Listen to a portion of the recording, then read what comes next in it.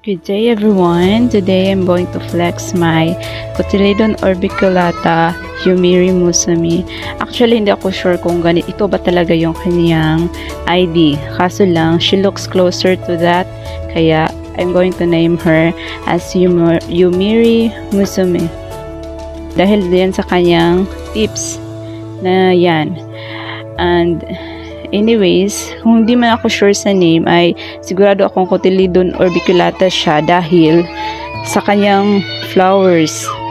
Ganyan po ang flowers ng Cotyledon orbiculata. Naka-bow down. Aalisin ko na yan guys kapag naghihingalo na yung ating succulent.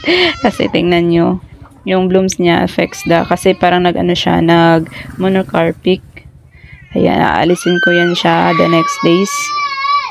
Bye bye guys. Thank you for watching.